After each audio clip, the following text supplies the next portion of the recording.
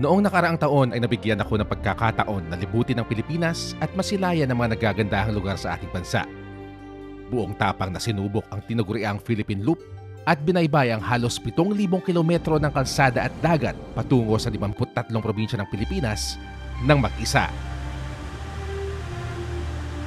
Hindi ko lubos akalain na sa loob ng 22 araw, naranasan kong maligo sa malakristal na tubig ng Hinatuan Enchanted River. Mayakap ng kabigha-bighaning kabundukan ng Benguet at Bukidnon. Ay, grabe.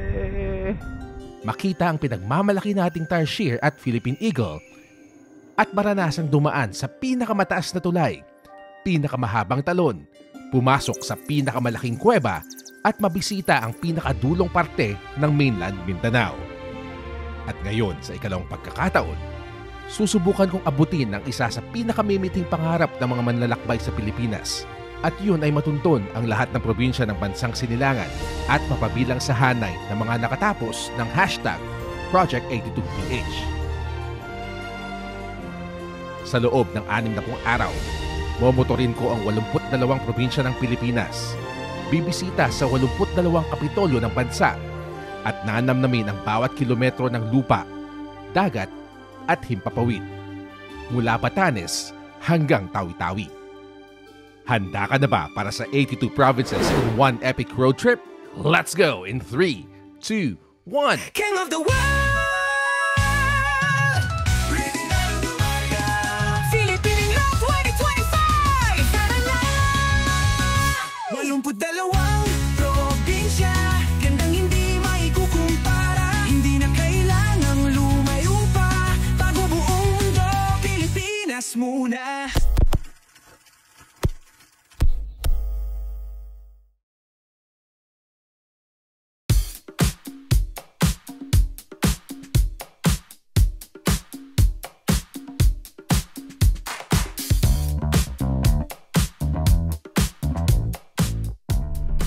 Ito na nga at papunta na tayo sa gas station. Dito tayo ulit mag-uumpisa sa Shell Bagay, Tuguegarao City.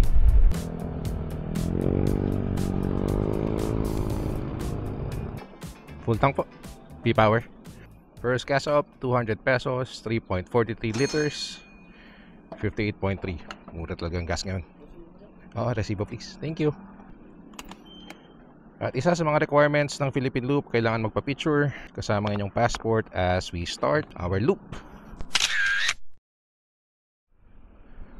And our Philippine Loop Adventure Tour is officially starting! Pero babaguhin lang natin ng konti. Instead na dediretso tayo ng road trip papunta sa south. Ngayon naman, side trip tayo, day 1 pa lang. Papunta tayo ng Basco, Batanes. Woohoo! So yun na nga, papunta na tayo sa airport. Narinig ako ni Manong Eric at ang kiddos and the wifey. Tinawagan na ako ng Sky Pasada. Sabi na double time daw kasi malapit na yung 30-minute check-in time. Pasada. Ayun, nakahabol tayo sa flight. Hindi tayo naiwan. Hindi po tayo iniwan ng Sky Pasada. Good job.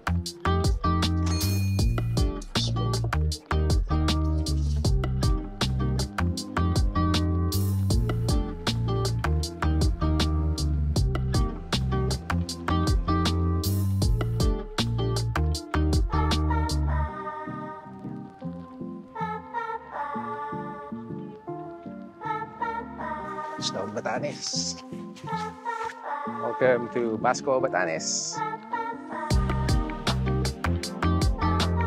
So, nandito na tayo sa labas ng Basco Airport. Hintay na lang natin yung sundo natin, father ni Vlad JL.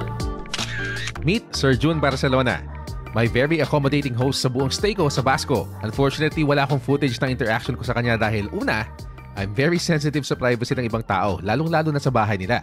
At pangalawa, mahihain lang talaga ako sa personal. I am now riding in Basco, Batanes. Oh my God, dream come true. Ito pong gamit natin ngayon ay Wave 125 na pinahiram sa atin ng papa ni JL, Municipio No Basco.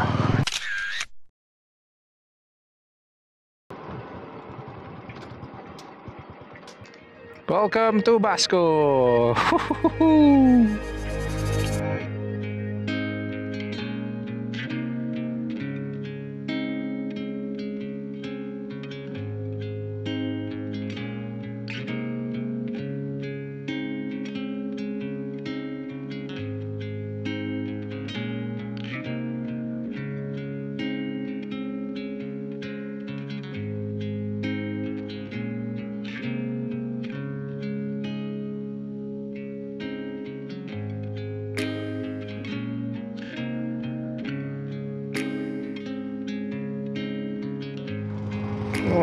my God.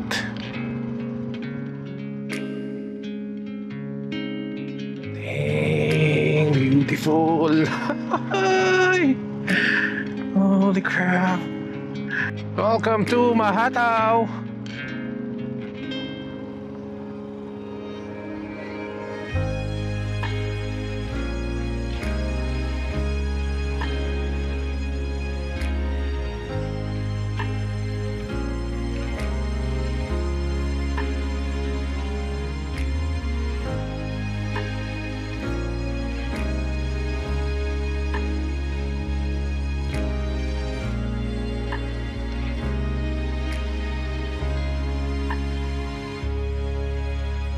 Oh my God. Beautiful. Hello, doggy.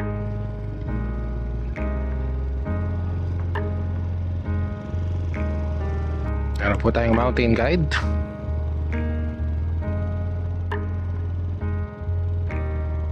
This is Taid Lighthouse.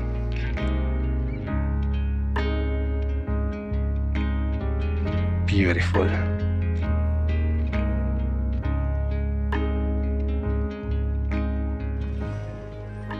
Okay, so this is Taid Lighthouse here in Mahatao, Batanes. Private property, entrance fee of 50 pesos each. Honesty please. So parang kung meron silang honesty store, meron din silang honesty lighthouse. Ito po, 50 pesos. Thank you so much. Oh, kulit. Si Doggy na ba yung pinaka-guide? You're the guide here?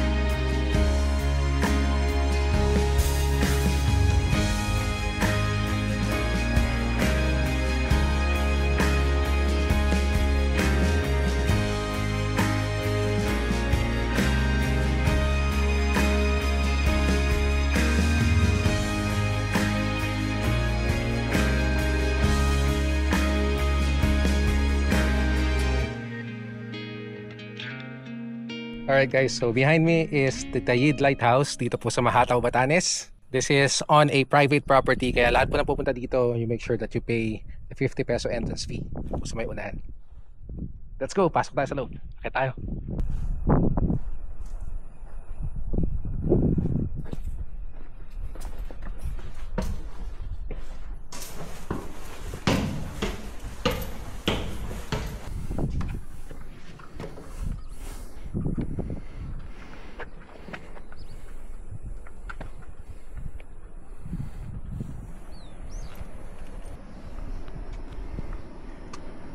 Oh my God.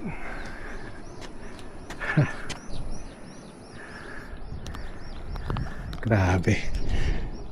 An awesome view in Batanes. This is the golden hour na kasing ganda ng kulay. Ang ganda siguro ng sunrise dito.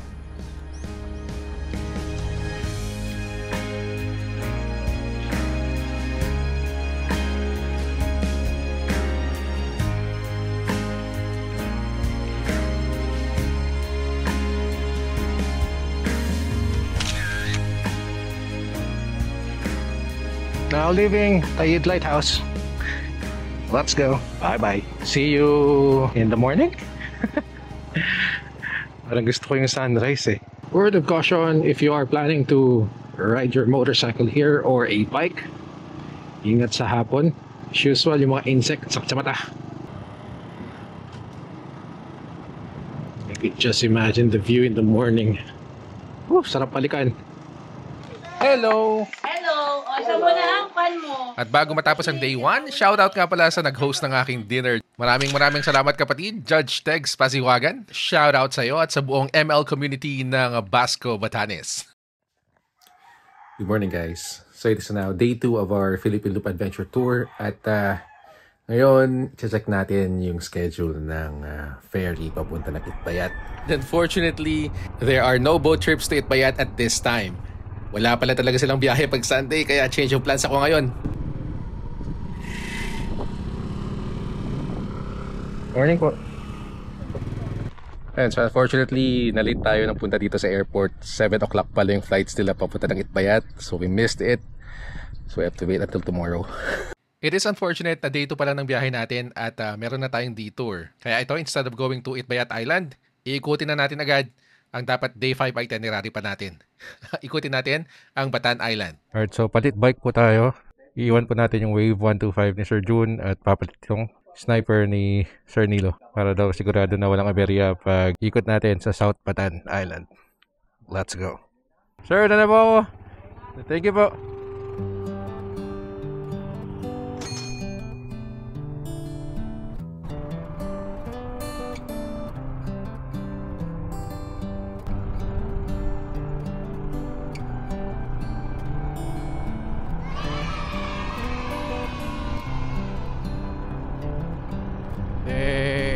Beautiful.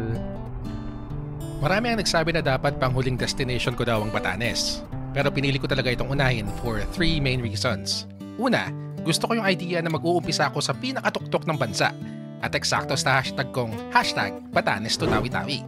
Pangalawa, expected na Batanes ang isa sa pinakamagastos na lugar na kailangan puntahan during the loop. Kaya naniguro lang ako na may sapat akong pera at ma-eliminate ang possibility na hindi ko siya mapuntahan kung sakaling makulangan ako ng pera sa bandang huli ng aking maglalakbay. At pangatlo, excited lang talaga ako. Bakit ko pa ipagpapaliban kung pwede ko naman napuntahan ang isa sa dream destinations nating mga Pinoy, di ba?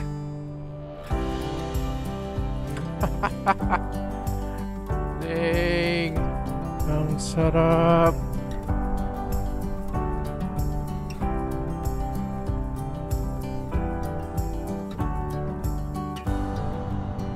Yeah! Welcome to Ivana, Batanes! Woohoo! Ivana Lighthouse.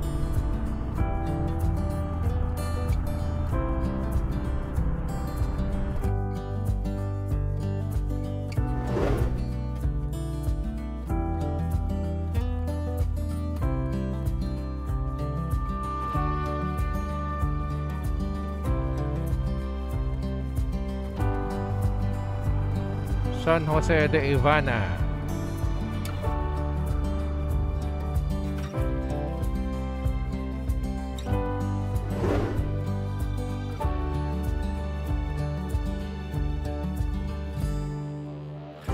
That is Sabtang Island. Punta muna tayo sa municipality of Ayugan or Iyugan.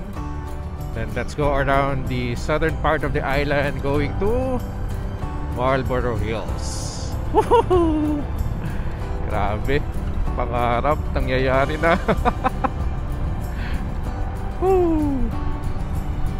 Welcome to Uyugan.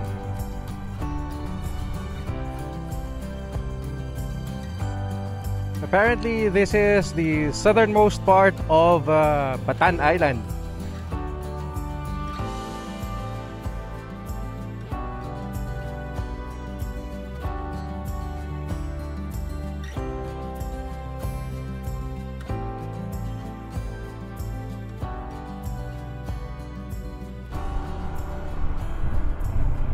Bale, ito, paikot na tayo pabalik sa north. May nagsabi sa akin to just stick to the national roads para hindi ako mawala dito sa Batanes. Pero dahil na-curious ako dito sa pataas na kalsada na to, I went ahead and drove up the hill kasi mukhang maganda yung view sa taas. Although hindi ko talaga alam kung saan pupunta to. Right now, I don't know where I'm going. And deviated from the national road, pero okay lang yan. Lakas yung motor natin. Pwede mag-explore. Ooh, look at that view! There's a facility on top of the mountain, but it is also fenced. So malamang-lamang hindi pwede pumasok. Tingnan lang natin kung hanggang saan tayo pwedeng pumunta.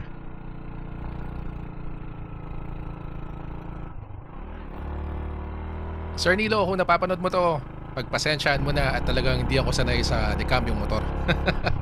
Medyo matagal-tagal na talaga ako hindi nag-drive ng may kabyo, kaya parang hirap na hirap yung sniper mo sa akin dito sa packet na to. Property. Sorry naman daw.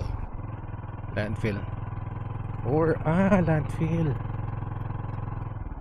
Sanitary landfill of Batanes. Look at that view.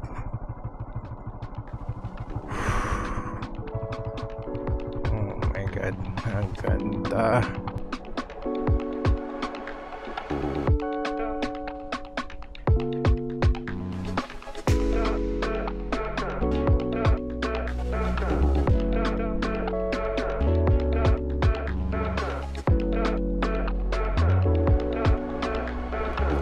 Muchong viewpoint. I love you guys.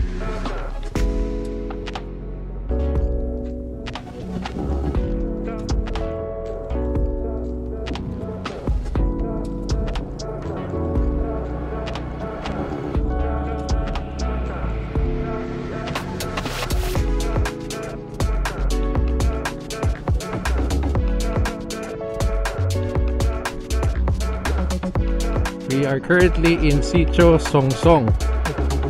Ganda ng beach. Ganda ng tubig.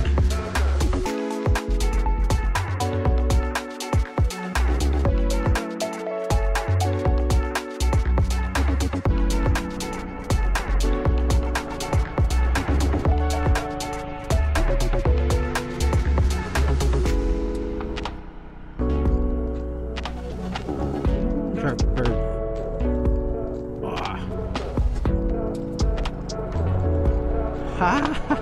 Ganda.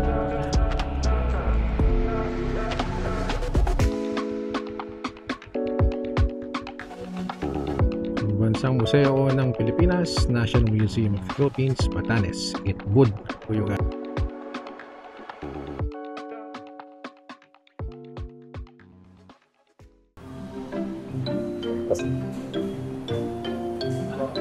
Inabubuhay the natural and cultural heritage of Batanes.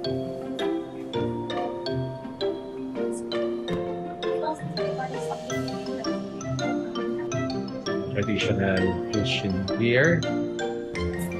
Alam ko may part dito sa Batanes that still do this. Nag-weave pa rin ng mga baskets. And there, tataya, kahit siya nabangan. So yun, yung mga historical text din dito, meron sa local language, Ivatan, and English.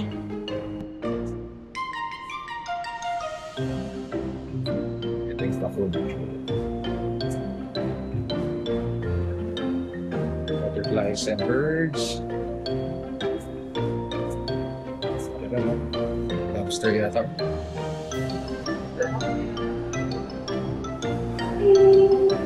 So that is it for the National Museum of the Philippines here in Uyugan, Batanes. Tara na. Ayun, kasama natin si Sir Marlo dito sa Batanes Area Museum and Satellite Office. Sir, invite mo naman sila dito. So mga gusto pong pumasyal dito sa National Museum Batanes, welcome na welcome po kayo. Pasyal po kayo dito.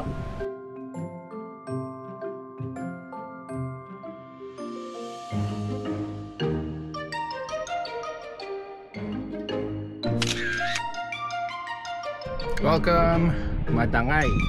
Isa sa mga pinopromote na places dito sa Uyugan. Ang duyan ng Uyugan na yan.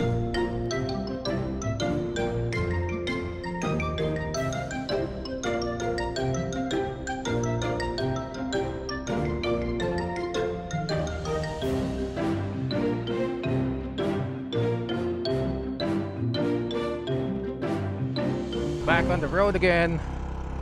Grabe, nagtagal ako dun sa museum saka dun sa duyan ng Uyugan. Alright, so here we are at Raku Apayaman. Welcome! Andito na tayo sa Raku Apayaman, which is more popularly known as Marlborough Hills. Tara! Ayan. Dito po magre-register. 50 pesos yung entrance fee.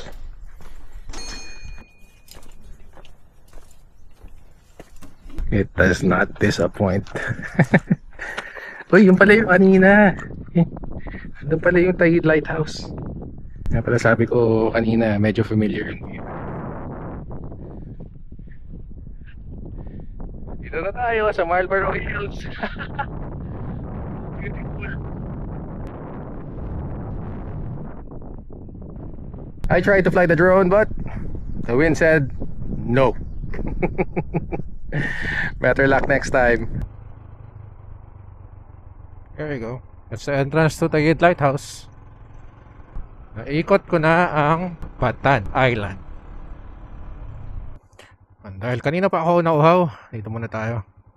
Rural Health Unit ng Mahataw saka Municipal Hall. So, productive day so far. Naikot na natin ang buong Batan Island. Magpapahinga muna tayo dito sa Mahataw. Tapos, may nakita ko kanina sa pagitan ng Mahataw saka ng iba na I really like the vibes. Feeling ko may nagpiprenup kanina, so ayaw naman nating storbohin. Balik tayo doon ngayon. Hopefully, walang tao at makapag-shoot din tayo doon. Nice! Nandito tayo ngayon sa harapan ng Mahataw Church and the Mahataw sign. Okay, so this is going to be the last stop of the day. Well, for some reason, ang unang-una lagi pumapasok sa isip ko pag nakikita ko tong view na to is Jurassic Park. Mala movie kasi talaga yung datingan kaya tuwa talaga ako nung dumaan ako dito. At tama nga yung hinala ko, dito yung part na merong nagpe-prenup kanina nung dumaan ako nung umaga. And correct me if I'm wrong sa mga taga-Batanes, I think this is between Basco and Ivana. Hindi ko nga lang alam kung saan mismo yung lugar.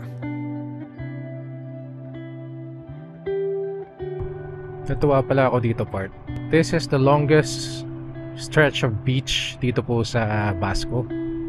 And every Easter afternoon or Easter lunch, halos lahat daw po ng pamilya nandito nagko-converge to celebrate Easter. Grabe yung sense of community. Buhay na buhay yung tradisyon nila sa Easter. Nakakatawa. I was actually invited by Sir June to join them, pero dahil sobrang pagod ko, I decided to go straight to their house and take a rest for the rest of the day.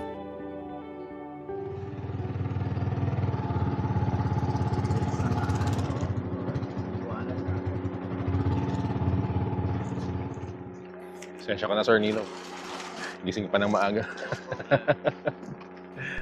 Mga Kofun, meet ang napaka-chill na choir master ng Batanes National High School at painter extraordinaire, Sir Nilo Barba Castilla. Son-in-law ni Sir June na sobrang masikaso at bilang tubong Katanduanes, napaka-legit ng luto ng Bicol Express. 806. So yun, nakapagpalista na tayo. May pwesto na tayo sa bangka. Tingnan nyo guys kung gaano kalinaw ang tubig dito sa Batanes. Alright, so time check, it is now 5:57. So, umalis na po tayo ng Basco Port. We are now on our way to Itbayat, Batanes! Yay! Notorious ang dagat sa pagitan ng Batan Island at Itbayat Island. Pero dahil summer, kalmado ang lagay ng dagat. At kahit nga sa infamous Balanga Port na kilala bilang world's most dangerous port dahil sa malalaki at malakas na hampas ng alon, halos hindi namin naramdaman. Word of advice para sa mga gustong pumunta sa Itbayat. Make prior arrangements with a local guide para smooth at madali ang takbo ng tour ninyo. Alright, so we arrived here in Itbayat at 8:21 in the morning. Inuulit ko, get in touch with a local guide bago kayo pumunta dito. I'll be honest and tell you na hindi masyadong maganda ang experience ko kasi hindi ako ready sa sitwasyon sa Itbayat. Dito pa lang sa port, pahirapan na ang kumuha ng sasakyan papunta sa poblasyon dahil book na lahat ng tricycle at naswertehan ko lang na pinasakay ako ng truck na ito. Pangalawa, muntik na akong walang matuluyan dahil fully booked na ang mga accommodations o kaya naman ay room sharing ang arrangement, which is hindi ako komportable dahil ang dami kong mahalagang gamit. We're having a streak of bad luck. Wala na rin daw room dito sa Levin the Lodge. Pangatlo at pinaka-importante, iisa lang ang eatery sa buong Itbayat poblasyon. Hindi yun exaggeration, iisa lang talaga. At ang pagkain ay nakadepende sa kung ano man ang available sa mga oras na yon. In other words, wala ka talagang choice. Kaya highly recommended talaga na magkaroon ng tour guide kasi typically sila nang bahala sa pagkain, sa accommodation, at saka sa transportation para wala na kayong iisipin kundi i-enjoy na lang lahat ng mga tourist spots dito sa isla ng Itbayat. Okay, so binaba na tayo dito sa Municipal Hall ng Itbayat. At ito, katabing-katabi lang talaga. Canos Lodging Services. I made a quick courtesy call to the Itbayat Tourism Office, and just when I thought that the rough start to my Itbayat tour is over, I encountered the biggest setback thus far.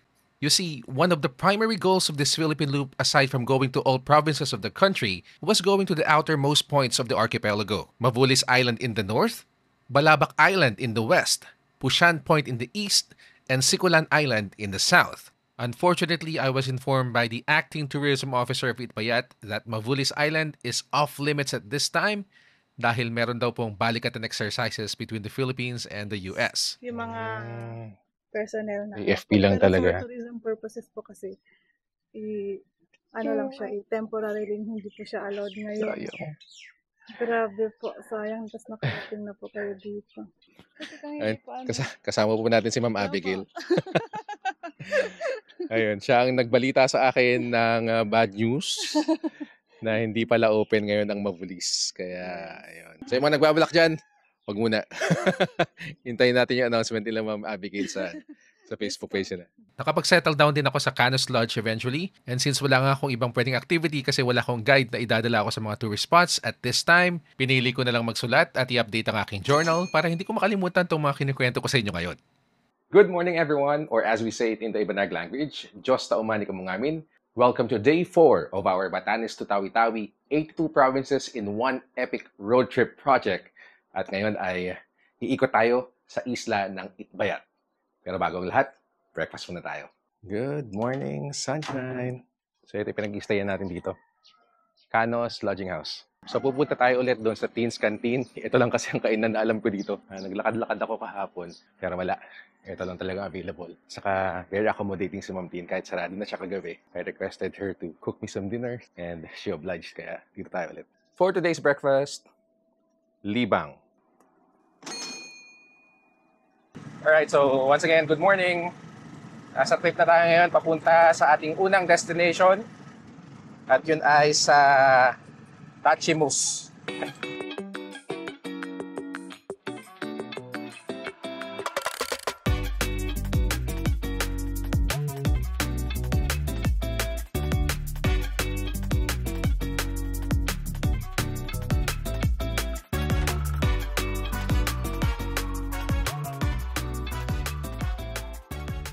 You can't beat the views here. Ganda. Dinem Island. Well, the proper pronunciation is Ditnem Island. Currently here at Tachimus Port. Meet Sir Harold de Guzman, isa sa mga OG na tour guides dito sa Itbayat. Pero as of now, hindi na siya kasama sa official roster of tour guides dito sa Itbayat. Yung Arius na kita mo dun sa Oo. Ito na yung famous Arius tree dito. Game. Just looking at this tree makes you wonder how crazy strong the winds of Itbayat can become. And it is amazing how these trees can withstand them. So ito nga po yung famous na Tachimus tree, leaning tree of Itbayat. Next location na tayo. Let's go.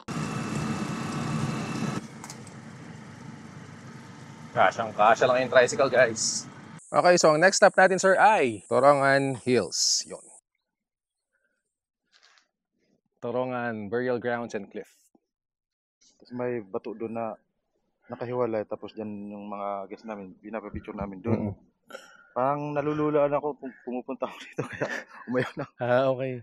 Sabi ni Sir Harold, itong part na dati, hindi yan cliff. Mga 20-25 meters pa raw yung layo dito. Pero because of the very strong earthquake, wala na. Gumuho. Ayan mga Kofun, mga kaibigan. Nakikita nyo yung bato na yan? Yan daw dati ay nakapwesto somewhere dito sa taas. So nang bumagsak, ayun na, andun na sa baba. Grabe. Okay, so ito po ay ginawang boat shape. I'm guessing like the ancient Egyptians. They believe that this will carry them into the afterlife. Alam mo, di ba? We share the same beliefs kahit yung mga ancient people natin sa yung mga Egyptians. Pare-pareho lang tayo ng belief na there's a vessel that's going to bring us to the afterlife. Let's go to the next destination! Woo!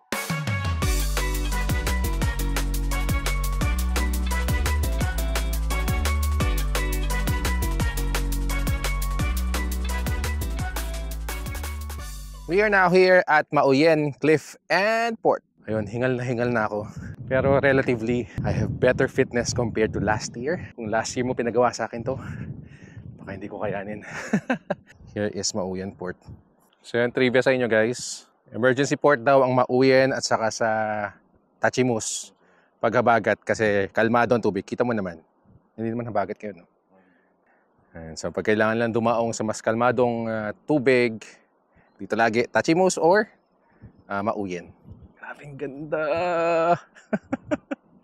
Hindi ako magsabi na maganda kasi totoo naman. Ayun, trivia ulit. Ito pong mga nakikita nyong concrete stairs na yan. Natabunan daw yan ng lumindol. Pero nagkaroon na lang sila ng yaro. O yung local term for bayanihan. Kaya na-clear ulit nila yan. Ayun, gumanda na ulit. Grabe, dami natin natututunan. Panalo. Next up, Kabaywan Lake.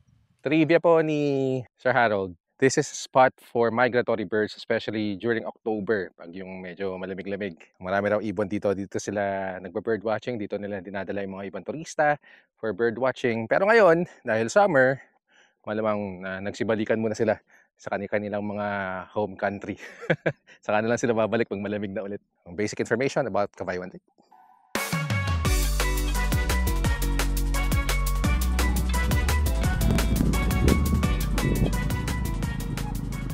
Okay, so behind me is the old Pag-asa building. Tama nga naman yung description dun sa kanilang tourism pamphlet na it's like a window to the world. Kasi ang ganda na scenery sa labas, tapos you look at it through these windows. May effect nga. Parang nung binasa ko kasi kanina, parang, gimmick. Pero ngayon nandito na, there's a tinge of nostalgia. Tapos di mo talaga matatawaran yung view.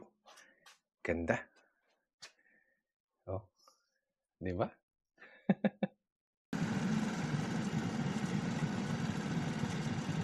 Ano ulit pangalan nito, sir? Umawin Arc. Time check, it's 2:45 in the afternoon. Ito na po tayo sa Umawin Arc. Ooh. Teka, concentrate muna akong bumaba at baka mahulog ako dito. One false move and you're dead. So right behind me is Umawin Arc. Woo! Nice! If you know me or you have watched my first Philippine Loop on YouTube, alam nyo na I have fear of heights at sobrang lakas ng loob ang kinailangan ko para gawin ko itong pinapanood nyo ngayon. Kaya rin ako nanginginig kanina kasi parang kinakabahan ako. Once again, we are here at Umawin Arc. Dito po sa Itbayat Island. Sa YouTube saka sa TV ko lang nakikita yung mga ganito. Ngayon nakakita na ako in person. So, panalo. If you have the time and the resources to go to Batanes, make sure na pumunta na rin kayo dito sa Itbayat kasi napakadaming magandang pwedeng puntahan. At usually kasi people just stay in Basco and Sabtang. Pero you're missing a lot pag hindi kayo pumunta ng Itbayat. Nanginginig ako. Natatakot ako. Yan o. Bangin yan o. Katakot. One thing that I'll suggest siguro if you want to go here, bring gloves and wear comfortable shoes or closed shoes.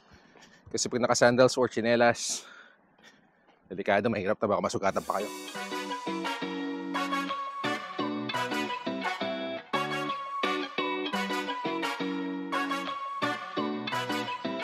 So yun, katatapos natin dito sa Barangay Hall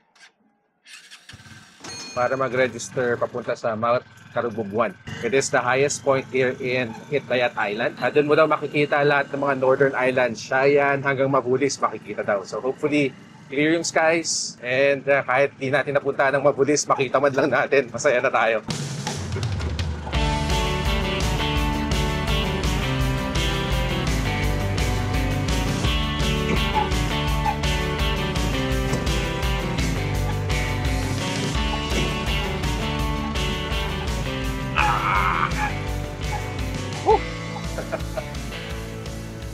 Tarik nito mga kopus. We are now approaching the Mount Karububuan view deck. Ang basa mo dyan, Mount Karububuan. Pero ang sabi ni Sir Harold, it's Mount Karububuan. So ano pong isla yan? Ito yung Siayan. Ay, din ang Basco. Okay, ito. Siayan, tas Ditarem. Tapos yung hindi masyadong makita, yan yung ali. Yung pinakahuli, yan yung Mabulis. Hindi talaga kita. Magkikita rin tayo Mabulis in due time. Babalikan kita.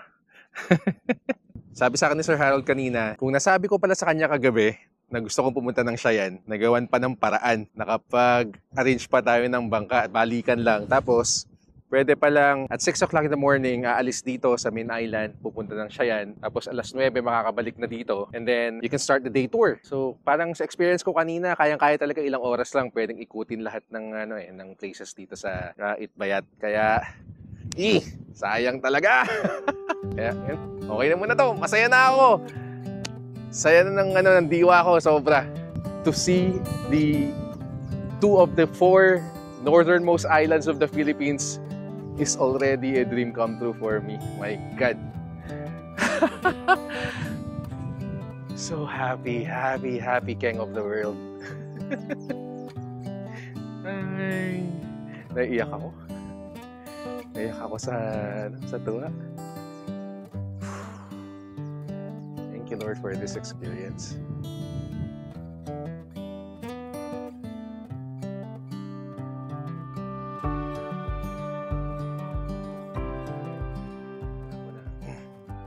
So today, dapat babalik na ako ng Basco, pero there's a slight change of plan na naman kasi unfortunately, walang bangka na babalik ng Basco ngayong araw na to.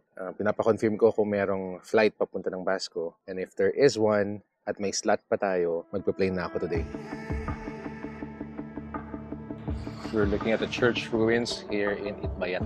Dati daw may facade pa yan. Ito, yung harapan niya, buo pa yan. Pero because of the typhoon, natibag na rin.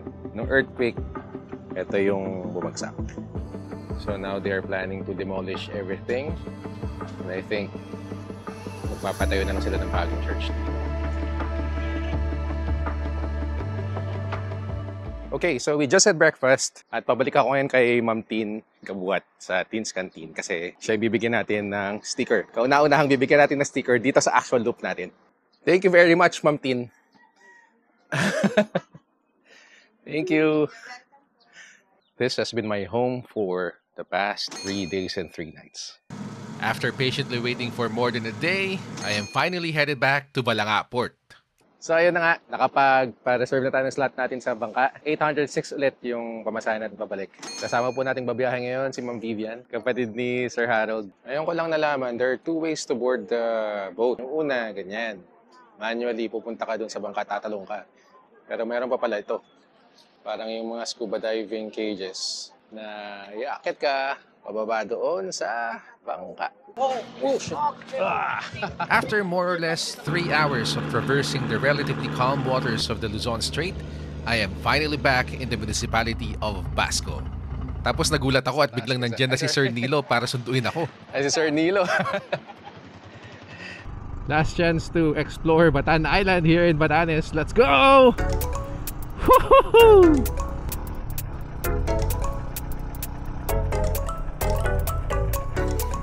If I'm not mistaken, this is the welcome mark of Ivana.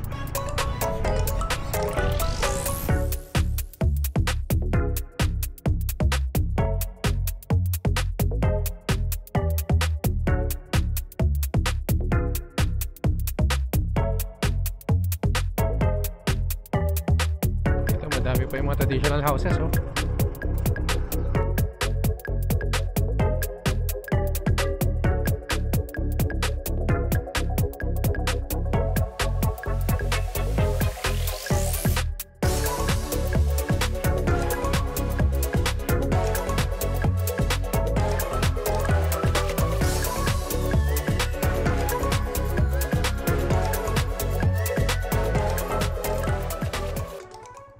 Honesty Coffee Shop.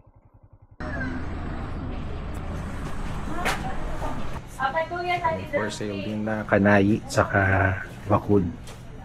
So yun na nga, dito tayo ngayon sa harapan ng Honesty Coffee Shop. At kasama natin si Sir Albert Patimo. Oo.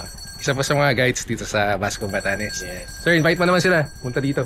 Yeah, punta kayo dito sa Batanes, pasyalan nyo yung sabi nila na mala Europe o di kaya mala New Zealand or Switzerland. Lahat na ng land para ma-experience nyo yung Batanes. Yeah. Tour guide na tour guide, panalo.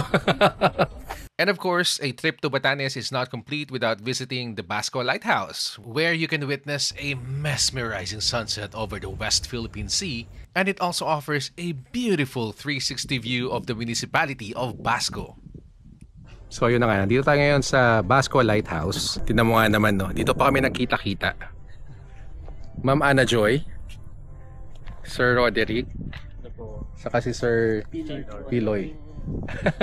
Lahat po mga dati kong kasama sa DSWD. Ma'am Ana Joy ng accounting. Mabait kayo sa kanya. Yung mga taga-DS, huwag niyo siyang awayin. Itong dala si Sir, pwede niyo po silang awayin. Joke lang. Good morning guys. It is 4:53 in the morning. This is my last day in Batanes. Pero bago tayo umalis, ay kukuha muna tayo ng sunrise shot sa may Tayid Lighthouse.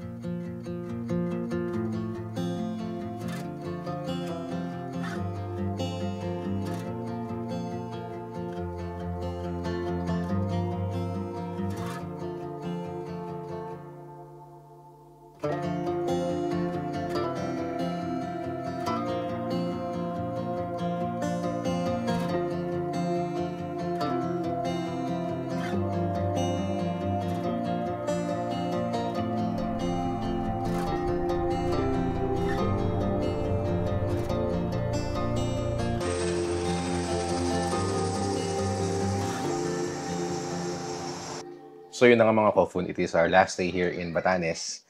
At ito, last breakfast ko na rin. Pinapiran na naman tayo ni Sir Nilo. Ito. Yan. Grabe, sobrang nakakaya. Parang sobrang spoiled ko dito. Nakahanda lagi lahat. Bro, JL, thank you very much sa pag-offer. Thank you very much sa family mo for being so accommodating. Grabe. Very grateful. Thank you. Before I left, I was fortunate enough to see Teacher Nilo in action during his summer painting workshop. Grabe, ang galing na pintor ni Sir Nilo. Ang dami niyang painting sa bahay nila. And he has sold some of his paintings even abroad. And it just feels great that he's passing on the skills to the next generation. Kaya po si Sir Jun, mga kaibigan. Sir, thank you so much. Okay, Maraming salamat po. Balik mo ulit. Opo. The journey just started. One province down, 81 more to go. Welcome to my Philippine Loop 2025.